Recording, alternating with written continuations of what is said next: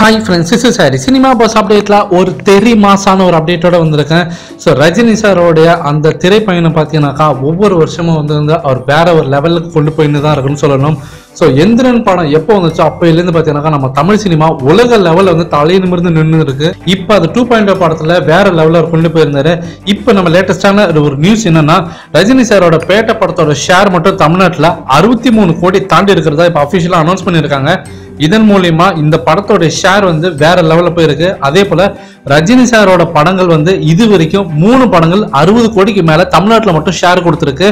அதன் மூலியமா ரஜினி சார் இப்போ ஒரு புதிய வரலாறு படைச்சிருக்காரு தமிழ்நாடு பாக்ஸ் ஆபீஸ்ல. அதாவது எந்த ஒரு ஹீரோவும் தமிழ் சினிமால, அதாவது தமிழ்நாட்டுல 3 படங்கள் 60 கோடி ஷேர் கொடுத்ததே கிடையாது. அது ரஜினி சார் மட்டும்தான் இப்ப முதல் முறையா வந்து அந்த வரலாற்றை படுத்தி இருக்காரு. இதுக்கு முன்னாடி எந்திரன் படம் முதல் முறையா நம்ம தமிழ் சினிமால 60 கோடி ஷேர் கொடுத்திருந்தது.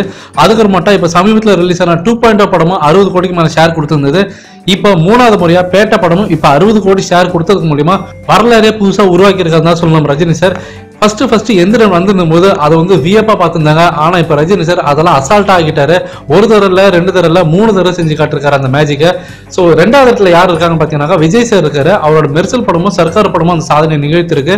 அதே மாதிரி அஜித் சாருக்கு ஒரே ஒரு படம் இப்ப சமீபத்தில் ரிலீஸ் ஆன விஸ்வாசம் படம் ஒரு தாட்டி செஞ்சிருக்கு. அதே மாதிரி பாகுபலி செகண்ட் பார்ட் நம்ம தமிழ்நாட்டில் அதே ரெக்கார்டு செஞ்சிருக்கு. ஸோ இந்த மாதிரி பாத்தீங்கன்னா ஒரு சில குறிப்பிட்ட படங்கள் மட்டும்தான் இந்த சாதனை பண்ணிருக்கு. ஆனால் ஒரே நடிகர் 3 தடவை செய்யறதுன்றதுலாம் அசால்ட்டா ரஜினி சாரால் மட்டும்தான் முடியுன்றதை நிரூபிச்சு காட்டிருக்காரு.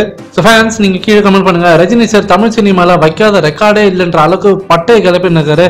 ஸோ ஒரு தடவை 2 தடவை 3 தடவை பாத்தீங்கன்னாக்கா 60 கோடி ஷேர்ன்றது யாராலுமே பண்ண முடியாத ஒரு விஷயம். அது குறிப்பிட்ட காலத்துக்குள்ளார 2.0 ரிலீஸ் ஆகி அடுத்து ஒரு 50 நாளுக்குள்ளார ரிலீஸ் ஆன ஒரு படம் மறுபடியும் ஒரு தாட்டி 60 கோடி ஷேர்ன்றதுலாம் எந்த ஒரு தமிழ் நடிகரால நினைத்து கூட பார்க்க முடியாத ஒரு புதிய ஒரு சாதனைன்னு சொல்லலாம்.